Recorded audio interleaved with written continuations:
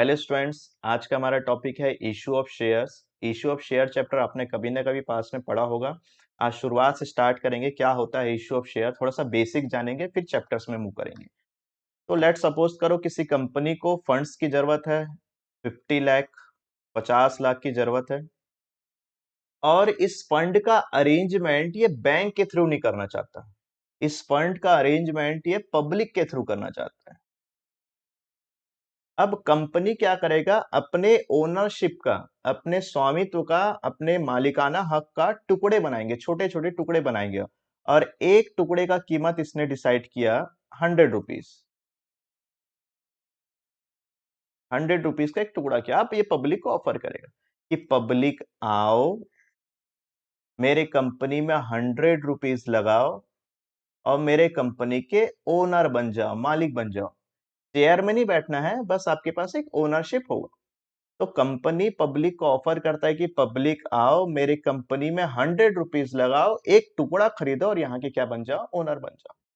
तो पब्लिक आया, 100 रुपीज दिया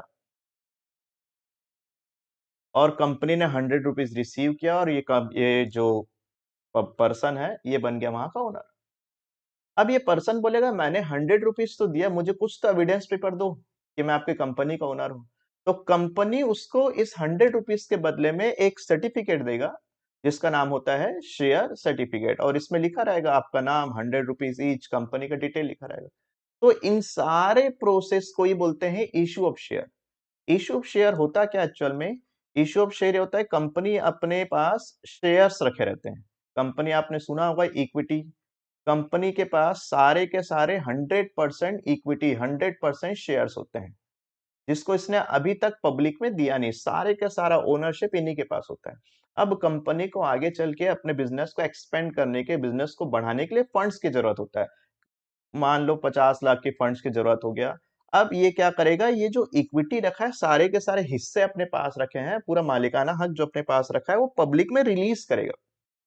पब्लिक को बोलेगा कि आप आओ, हमारे कंपनी के ओनर बनो, हम आपको कुछ हिस्सा दे देंगे अपने।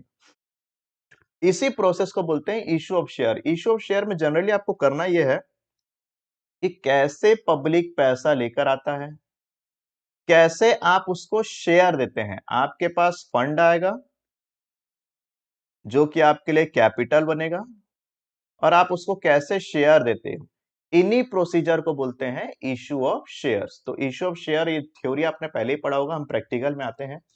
तो देखिए, issue of share, issue of share किसको किसको कंपनी इशू करता है। तो सबसे पहले कंपनी को अगर पैसे की जरूरत होती है तो वो इशू करता है टू पब्लिक, पब्लिक को इशू करेगा। सेकंड इशू करेगा इशू टू वेंडर, वेंडर को इशू करेगा। थर्डली इशू करेगा इशू टू प्रमोटर्स। अब ये प्रमोटर्स कौन होते हैं और अंडर राइटर्स कौन होते हैं, वेंडर कौन होते हैं, जब पढ़ेंगे हम तब चालू करेंगे। अभी तो आपको सिर्फ और सिर्फ किसके बारे में पढ़ना है, इशू टू पब्लिक।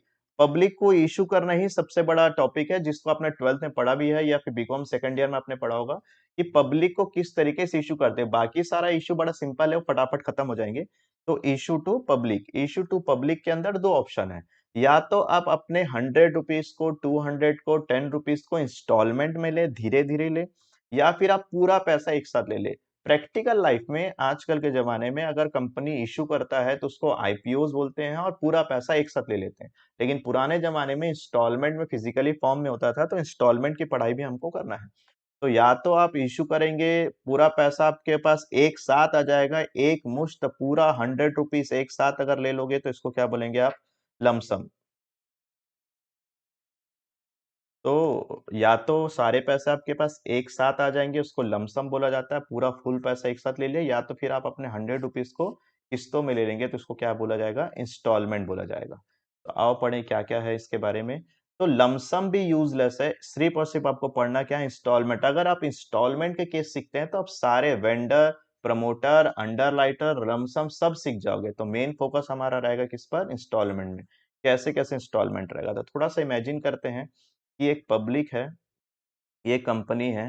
कंपनी सबसे पहले इंटरनेट में अपने शेयर्स को बेचने का, अपने शेयर्स को सेल करने का, पैसे लाने का एडवर्टाइजमेंट डालता है, और एडवर्टाइजमेंट को पब्लिक यहाँ पर वॉच करता है कि हाँ ये कंपनी, जैसे आपने सुना होगा आईपीओज आते हैं। तो कंपनी ने अपने शेयर्स को पब्लिक में रिलीज करने के लिए, पब्लिक में सेल करने के लिए, इशू करने के लिए एडवर्टाइजमेंट लाया और इस एडवर्टाइजमेंट को ये पब्लिक ने वॉच किया। यहाँ पर जैसे आप एडवर्टाइजमेंट पढ़ोगे तो वहां पर लास्ट में लिखा रहेगा अप्लाई नाउ।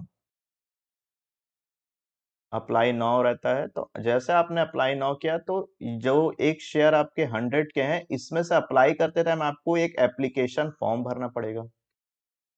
एप्लीकेशन फॉर्म भरोगे, जब आप एप्लीकेशन फॉर्म भरोगे तो इस 100 रुपीज में से एक टुकड़ा आपको अभी तुरंत देना पड़ेगा। लेट इमेजिन करो 20 रुपीज आपको तुरंत तुरंत अभी पे करना पड़ा। ठीक है, 20 रुपीज आपने अभी पे कर दिया एप्लीकेशन के लिए। आपने एप्लीकेशन फॉर्म भर दिया, 20 रुपीज पे कर दिए, कितने में से? आउट ऑफ 100 में से। 100 में से आपने 20 रुपीज अभी पे कर दिया है फॉर्म के साथ। अब कंपनी के पास 20 रुपीज आ गया, कंपनी के लिए आपने शेयर्स को अप्लाई कर दिया, फिर कंपनी से आपको कॉल आएगा। कंपनी पहली बार आपको कॉल करेगा कि आपका एप्लीकेशन फॉर्म सबमिट हो गया है, आपका 20 रुपीज हम रखते हैं, अब आपको शेयर बांटा जाएगा, अलॉट किया जाएगा, अलॉटमेंट की बारी है। आपको फोन आएगा कंपनी से, आजकल मेल आते हैं, मैसेजेस आ जाते हैं, तो कंपनी से आपको पहली बार कॉल आएगा कि अलॉटमेंट का टाइम है, हम शेयर्स अलॉट कर रहे हैं आपको, आप आओ और साथ में 30 रुपीज लेकर आना। 100 में से 20 तो आपने पहले दे दिया था, 30 रुपीज लेकर आना। तो अलॉटमेंट में आएंगे, आप जाओगे, शेयर आपको बट जाएगा, मतलब आपको शेयर मिल जाएगा। एक शेयर आपको मिलेगा जिसका प्राइस फेस वैल्यू 100 रुपीज होगा। 100 रुपीज वाला आपको शेयर मिल जाएगा, जिसके लिए आपने 30 रुपीज अभी पे किया है, 20 रुपीज आपने पहले ही पे कर दिया। तो टोटल इस शेयर के बदले आपने अभी तक 50 रुपीज पे कर दिया। ठीक, एक बार ये समझ जाओ कि आपके पास जो शेयर है वो कितने का शेयर है। आपके पास जो ये शेयर है ये तो 100 का है, 100 का सामान आपके पास है। इस 100 के सामान के लिए आपने 20 और 30 ओनली 50 रुपीज ही पे किया हुआ है।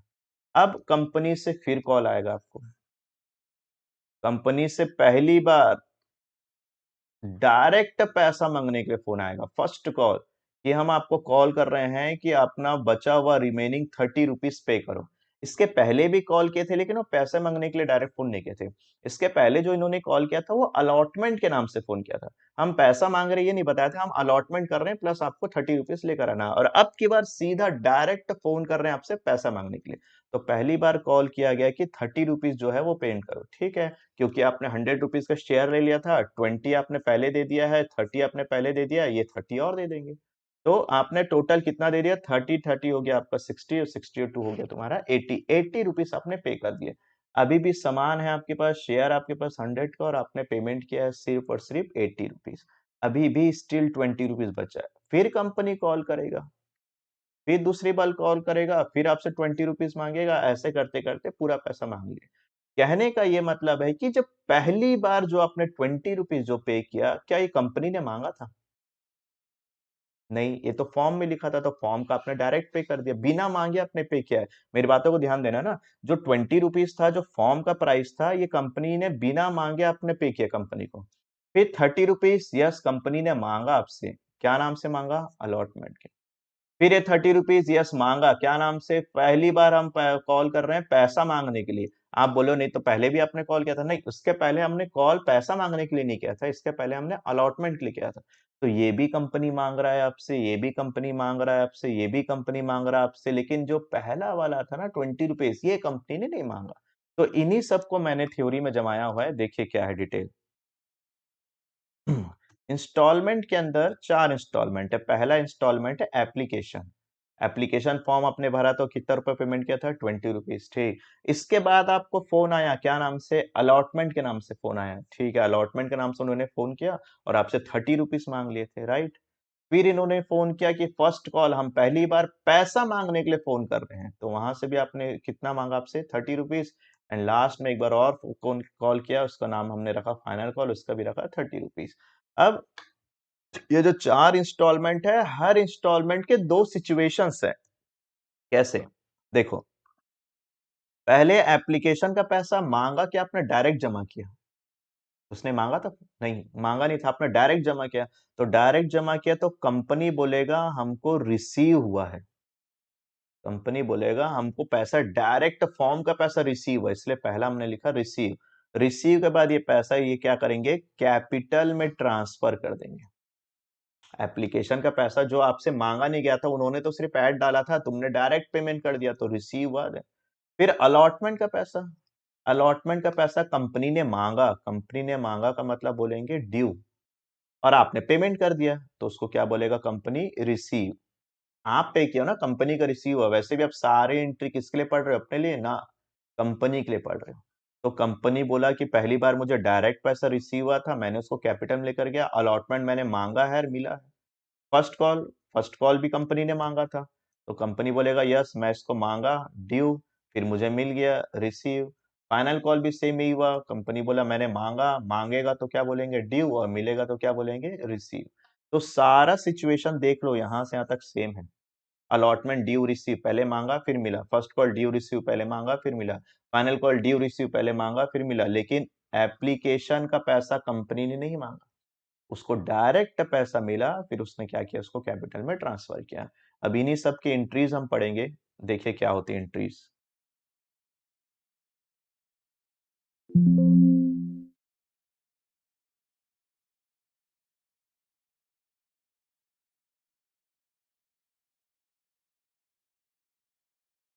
देखो सबसे पहले एंट्री क्या है, नंबर 1 एंट्री किसका, एप्लीकेशन का। यस, एप्लीकेशन की एंट्री। एप्लीकेशन की कौन सी एंट्री, रिसीव करने की एंट्री। तो देखो रिसीव करेंगे तो कंपनी के पास पैसा आएगा, तो कंपनी क्या एंट्री पास करेगा, bank account debit, bank account debit to, किसका पैसा आया, एक second. So bank account debit to, किसका पैसा आया, शेयर एप्लीकेशन का।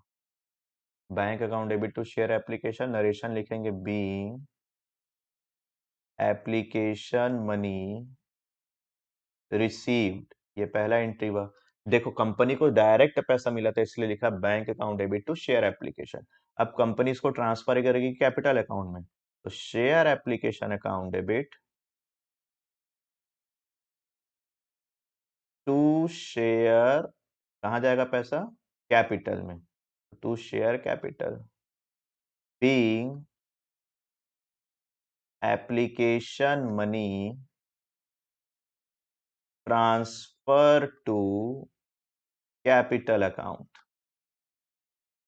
एप्लीकेशन का दो सिचुएशन, एक पैसा मिला फिर उसको ट्रांसफर किया। अलॉटमेंट में क्या था, पहले अभी लिखना नहीं है, अभी सिर्फ समझेंगे, उसके बाद फिर आप लोगों को पॉज करके आप लिख सकते हैं उसको, और वैसे भी पढ़ा हुआ एंट्री है सबका। तो पहले मिला फिर उसको ट्रांसफर किया। नंबर 3 क्या करेंगे, मांगेगा, क्या मांगेंगे, अलॉटमेंट, तो share allotment account debit to share capital, ये मांगने की एंट्री। मांगने की एंट्री का नरेशन क्या लिखेंगे, बीइंग अलॉटमेंट ड्यू, बस ज्यादा नहीं मेहनत करना, बीइंग अलॉटमेंट ड्यू। अब मिलने की एंट्री, नंबर 4 क्या मिलेगा, अलॉटमेंट मिलेगा तो क्या डेबिट करोगे, यस बैंक अकाउंट डेबिट, कौन सा पैसा मिला, टू शेयर अलॉटमेंट, अलॉटमेंट का पैसा मिला। नरेशन क्या लिखेंगे, बीइंग अलॉटमेंट मनी रिसीव्ड, बस इतना लिख के छोड़ दो। नरेशन का प्रेजेंस होना जरूरी है, करेक्ट होना जरूरी नहीं, अदरवाइज नरेशन में आप उलझ जाओगे। तो ये देखो पहली एंट्री बनी तुम्हारी किसकी, एप्लीकेशन डायरेक्ट मिलने की, फिर उसको ट्रांसफर करने की, फिर ये आपका अलॉटमेंट मांगा, फिर अलॉटमेंट मिला, ठीक वैसे ही फर्स्ट कॉल मांगेंगे। चलो फर्स्ट कॉल मांगने की एंट्री क्या बनेगी, share first call account debit to share capital, क्या लिखोगे, मांगने को क्या बोलते हैं, due, yes being first call due, being first call due. फिर फर्स्ट कॉल मिलने की एंट्री, मिलेगा तो क्या लिखोगे, bank account debit to share first call, narration क्या लिखोगे, बीइंग फर्स्ट कॉल रिसीव्ड। ठीक ऐसे आपको सेकंड कॉल की भी एंट्री पास करनी है। क्या बनेगा सेकंड कॉल की एंट्री, मांगने की entry, share second and final, एक भी लिखोगे चलेगा, second final call debit to share capital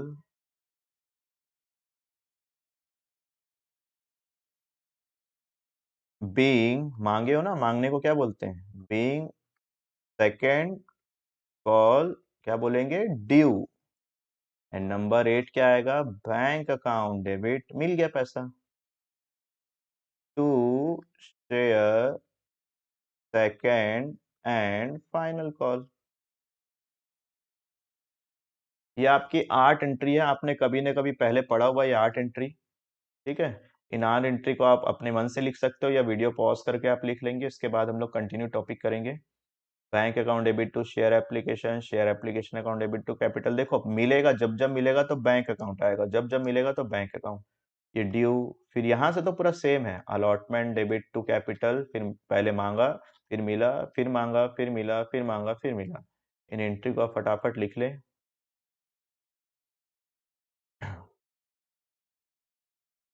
video pause करके लिखेंगे तो मैं समय बचा पाऊंगा, वीडियो शॉर्ट होगा और फटाफट हम आगे का पढ़ पाएंगे, ठीक है। वीडियो पॉज करके आप लिख लेंगे। तो वैसे भी सबने पढ़ा हुआ, ये 8 एंट्री याद है और ये बेस है, ये बनेगा तभी आपके सारी चीज बनने लगेंगे। तो आओ आगे का टॉपिक पढ़े हम। तो ये तो हुआ आपका बेसिक 8 एंट्री।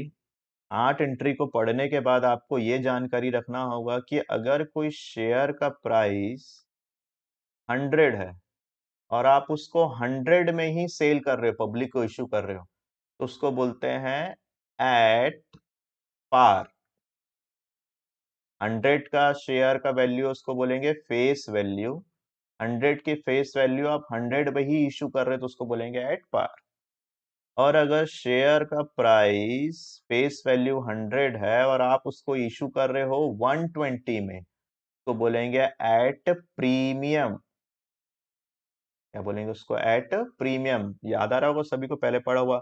100 का है, अगर आप उसको ज्यादा में भी इशू कर रहे हैं तो उसको क्या बोलेंगे, एट प्रीमियम।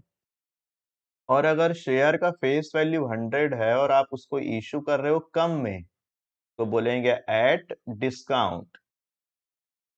तो रूल ये है कि शेयर्स को डिस्काउंट में इशू नहीं कर सकते, या तो आप फेस वैल्यू में इशू करेंगे या फिर प्रीमियम में। और जब आप रियल में शेयर्स वगैरह खरीदेंगे तो मैक्सिमम शेयर प्रीमियम में इशू होता है, डिस्काउंट में लिस्ट हो जाता है, वो सेपरेट थिंग है, लेकिन आप डिस्काउंट में इशू नहीं कर सकते हैं, ठीक है। तो जितने का प्राइस है उसको क्या बोला जाता है, फेस वैल्यू। जितने के प्राइस उसको फेस वैल्यू। और अगर आप सेम उसी प्राइस पर मार्केट में सेल कर रहे हैं, इशू कर रहे हैं, तो उसको क्या बोलेंगे आप, एट पार। अगर आप ज्यादा में कर रहे हैं तो उसको क्या बोलेंगे, प्रीमियम। अगर आप कम में कर रहे हैं तो उसको क्या बोलेंगे, डिस्काउंट। डिस्काउंट पढ़ना इसलिए जरूरी है, आगे चल के री इशू आएंगे, डिबेंचर्स आएंगे, तब आपको एक कॉन्सेप्ट मिल जाएंगे, ठीक है। तो शेयर्स को 3 प्राइस में इशू कर सकते हैं, या तो पार वैल्यू, या तो प्रीमियम वैल्यू, या तो डिस्काउंट वैल्यू। के बाद कुछ कुछ टेक्निकल वर्ड सिखा रहा हूँ ताकि मैं चैप्टर फटाफट करा पाऊँ। आपको पढ़ना है प्रीमियम, पार वैल्यू नहीं पढ़ना। पार वैल्यू तो खैर सिंपल है, डिस्काउंट होते नहीं, आपको पढ़ना है प्रीमियम। मतलब 100 के शेयर थे, आपने उसको इशू किया 120 में, एज अ कंपनी आपको 100 का शेयर कितने में इशू कर रहे हो, 20 रुपीज। तो 20 रुपीज आपको ज्यादा मिल रहा है, रिसीव हो रहा है, ये आपके लिए एक तरीके से इनकम प्रॉफिट हो गया, ज्यादा पैसा मिल रहा है। तो प्रीमियम को आपने करना है क्रेडिट। प्रीमियम को क्या करना है आपको, क्रेडिट। अब प्रीमियम को कहाँ क्रेडिट करना है, तो हर बार के आपके पास दो दो एंट्रीज होते हैं, तो कहाँ प्रीमियम क्रिएट होगा उसके बारे में सुनो ध्यान से, एक सेकंड।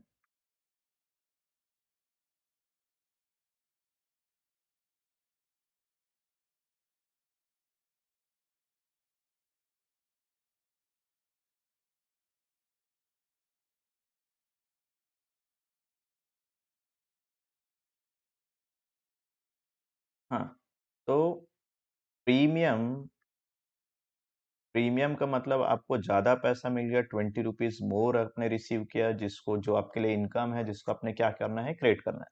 तो प्रीमियम को हम क्रेडिट करेंगे कहाँ पर, तो देखो 4 टाइप के इंस्टॉलमेंट्स हैं, application, allotment, first call, second call. कुछ नहीं बोलेगा, absence of any information, premium हमेशा छुपा होगा किसके अंदर, अलॉटमेंट के अंदर। अब अलॉटमेंट के दो एंट्रीज होते हैं, एक होता है ड्यू वाली एंट्री और एक कौन सी वाली एंट्री होती है, रिसीव वाली एंट्री।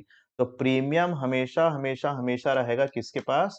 अलॉटमेंट के ड्यू वाले एंट्री में छुपा रहेगा। अलॉटमेंट के ड्यू वाले एंट्री में जाकर आपको क्या करना है? क्रेडिट करना है।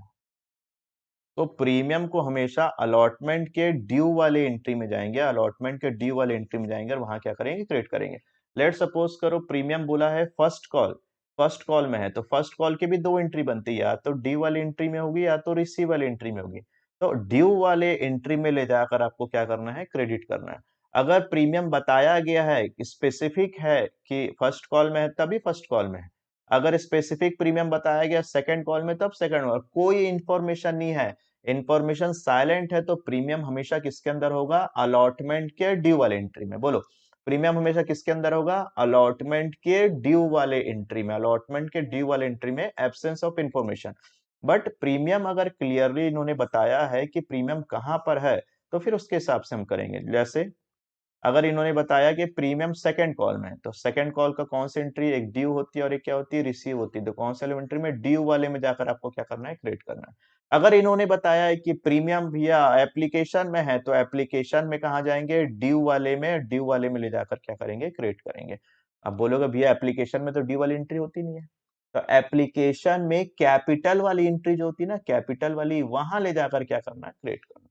तो एक बार और फिर से बताऊं मैं, प्रीमियम जो है कुछ नहीं बोलेगा, एब्सेंस ऑफ इंफॉर्मेशन, प्रीमियम हमेशा कहाँ होता है? अलॉटमेंट में। और जहां बताएगा फिर आप वहां कर सकते हो, और अगर कुछ कंफर्म नहीं है तो अलॉटमेंट में डालना, ड्यू वाले एंट्री में जाना चाहिए। अब ड्यू वाला एंट्री का ये सेंस बनता है कि जहां जहां कैपिटल आएगा उसी के जस्ट नीचे में कौन आ जाएगा? प्रीमियम आएगा। ऐसा भी समझ लो। अगर आपको ड्यू और रिसीव से समझ में नहीं आ रहा, तो जहां जहां कैपिटल की एंट्री बनेगी वहां वहां किसकी एंट्री बनेगी? प्रीमियम की एंट्री बनेगी। तो भी समझाएंगे हम डिटेल में।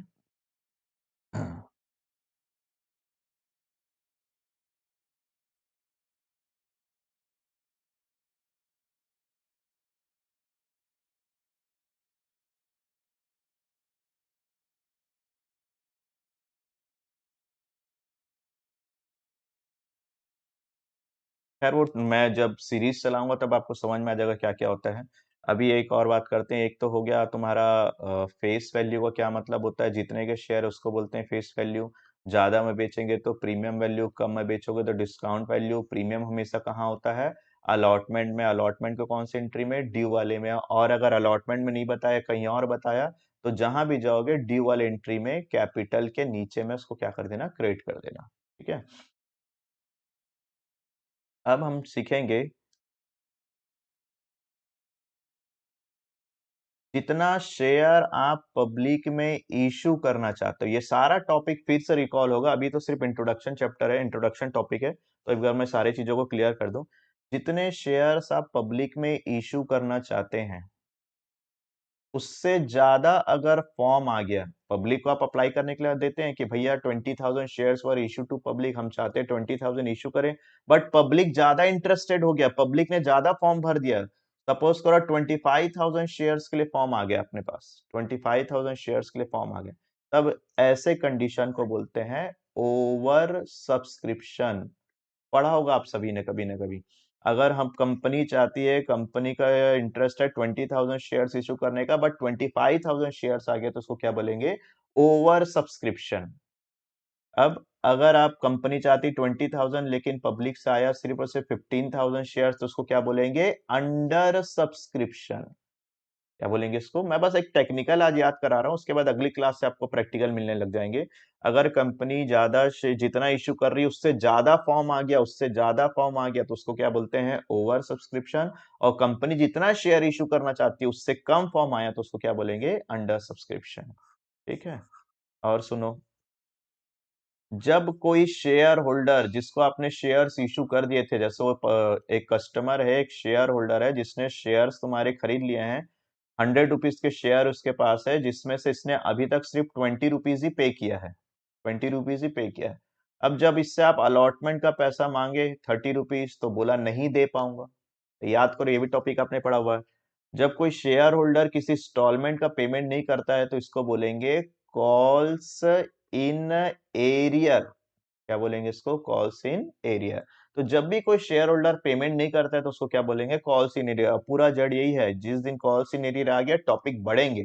कॉल्स इन ईयर नहीं हुआ तो टॉपिक खत्म हो जाता है। तो जब कोई शेयर होल्डर किसी इंस्टॉलमेंट का पेमेंट नहीं कर पाता है तो उसको क्या बोलते हैं, कॉल्स इन एरियर। और ऐसे भी सिचुएशन होंगे, कुछ लोगों को याद भी आ रहा होगा, जब कोई शेयर होल्डर अलॉटमेंट का पैसा, फर्स्ट कॉल का पैसा, सेकंड कॉल का पैसा एक साथ दे दे, सब एक साथ दे दे, तो सब एक साथ ही पेमेंट कर दे, इंस्टॉलमेंट को पहले से पेमेंट कर दे, तो उसको क्या बोलते हैं, कॉल्स इन एडवांस। तो ये सारा टॉपिक आपने पढ़ना है। धीरे धीरे टॉपिक्स चालू करूंगा मैं, आज तो सिर्फ इंट्रोडक्शन क्लास है। अगर आपका जल्दी से टॉपिक खत्म होता है तो आप 2 लेसन 3 लेसन एक साथ कर सकते हैं।